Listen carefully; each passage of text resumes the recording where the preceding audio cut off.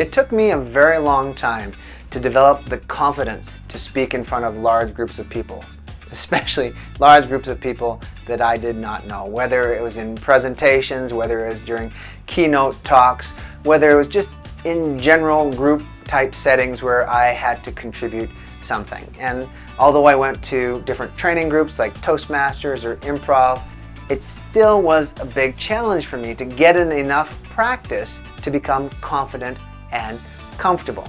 Now, one of the realizations that I found over the course of time is that the best training ground are actually networking events. Because networking events provide you a virtual unlimited amount of opportunities to practice going up to strangers, which is a huge challenge for a lot of professionals in terms of speaking, is just addressing people you don't know. Going up to strangers, initiating them in conversation, keeping their interest, practicing stories, practicing listening, keeping engaged, and getting them to essentially have a conversation with me. And those were situations or scenarios that enabled me to build up my confidence over time through repetition. And as my confidence grew, speaking with individuals, approaching people, then I started approaching groups of 2, groups of 3, groups of 4. And over time, my resiliency developed in terms of courage, in terms of the confidence to start conversations with people that I did not know. And this had a transference effect to my speaking and my communicating in the work environment. And so if you struggle with fear, with anxiety, with nervousness, a very safe place to get in a lot of reps and get over your fear of talking to strangers or addressing strangers is through networking events. Think about it this way. If you have difficulty connecting with one individual, how the heck are you going to connect with 5, 10, 15, 20, or 30? So the great place to start is get comfortable connecting with one individual. One stranger. Over time, add it to 2, 3, 4, and then gradually increase from there. And then over time, you will make yourself much more hardened and much more resilient against a lot of the nervousness and anxieties that can creep up when we're addressing people that we don't know speaking in public.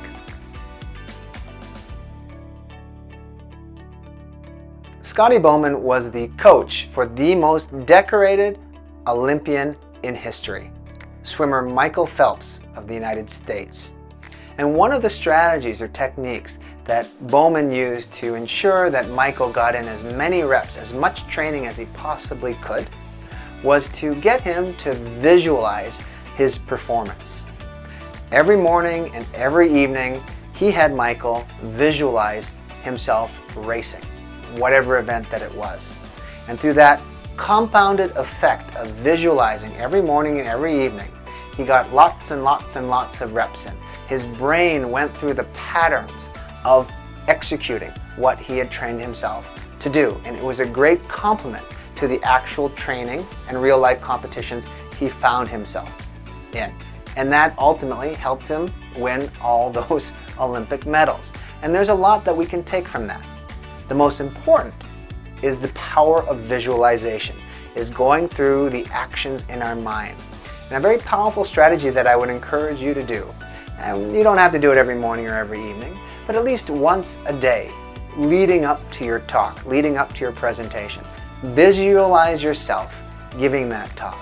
Visualize yourself walking to the front, getting up to the lectern or standing up in front of the team and addressing. Kind of take yourself outside of yourself and look down at yourself and everybody in that room and visualize yourself going through the steps, delivering that presentation successfully.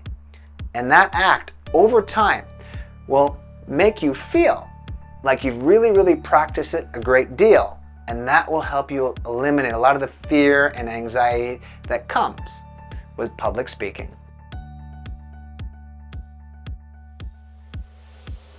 Imagine that you're an aspiring boxer and someone gave you the advice that all you needed to do was just punch a punching bag, and just doing that day in and day out for months and months and months will prepare you for a real life fight, a real life altercation. Imagine then one day that you're walking down a dark alley and someone jumps out and challenges you to a fight or just attacks you. How do you think you'll fare? Well, the chances are not very well, because you've been training in a non-realistic scenario. And that is why it is so essential that if you want to overcome a lot of the fear and the anxiety that comes with speaking in public, so that you can become much more confident, it's essential that you train and you prepare in real life scenarios or situations that are as close to real life as possible.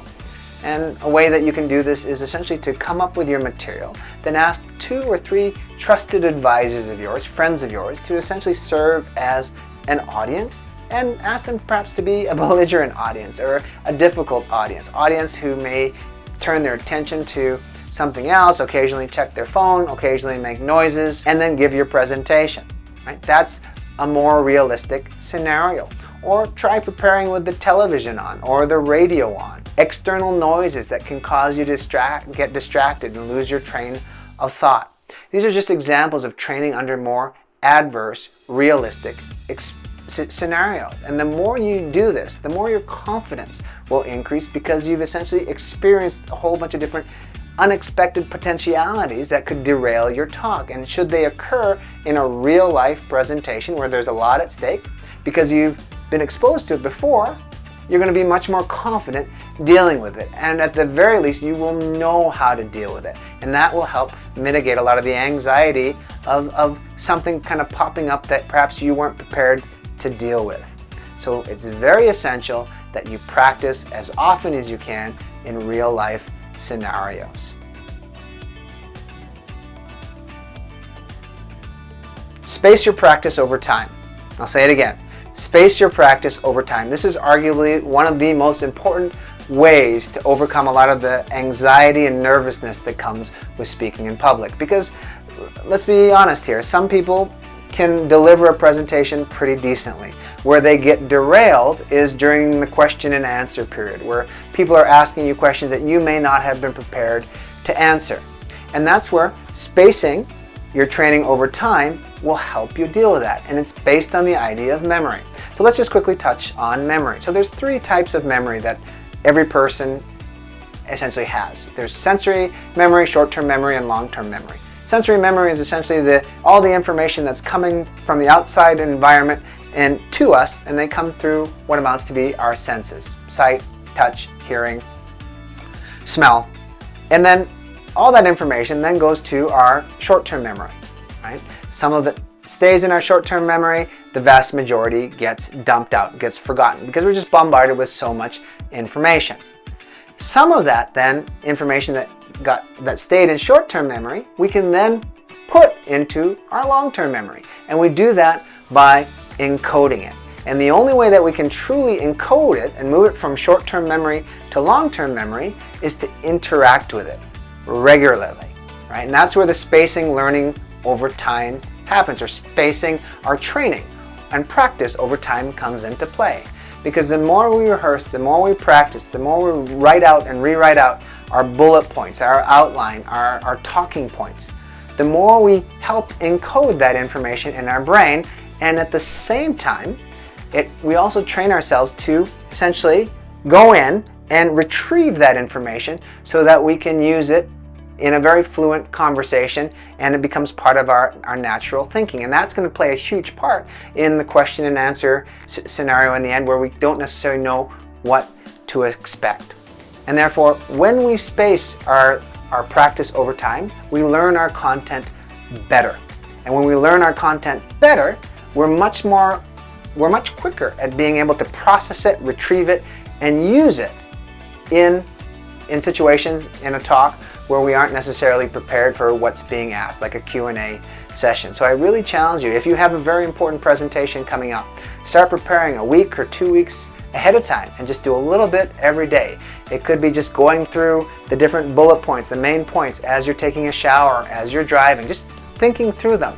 And just that small act of thinking through them helps in the encoding process and the retrieval process, so that when you do give the talk, it's going to be much more accessible to you, and you'll be able to speak much more effectively, and then ultimately that will increase your confidence and reduce your nervousness and anxiety.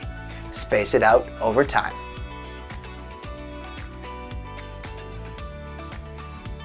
Create a presentation ritual.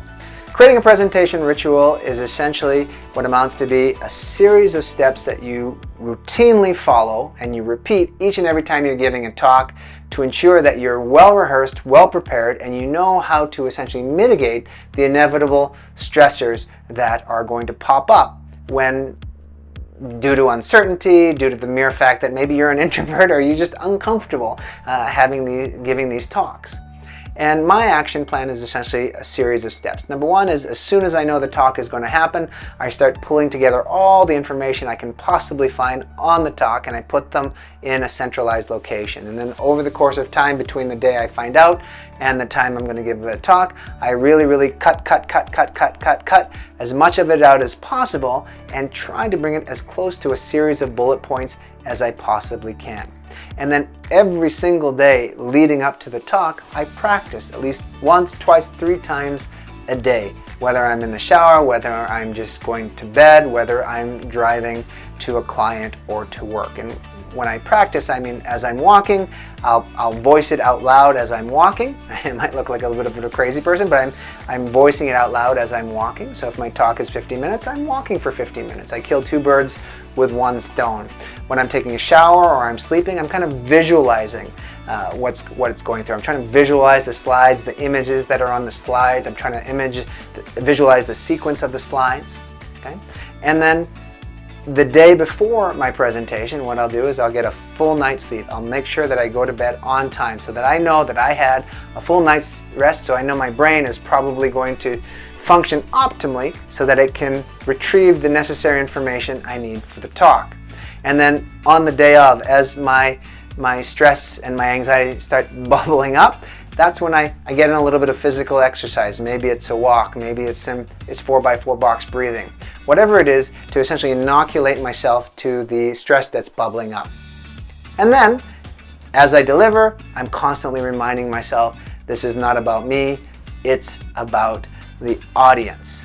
And it's that checklist that I repeat each and every time that gives me the confidence and dramatically reduces the fear, nervousness, and anxiety that can creep up when speaking in public.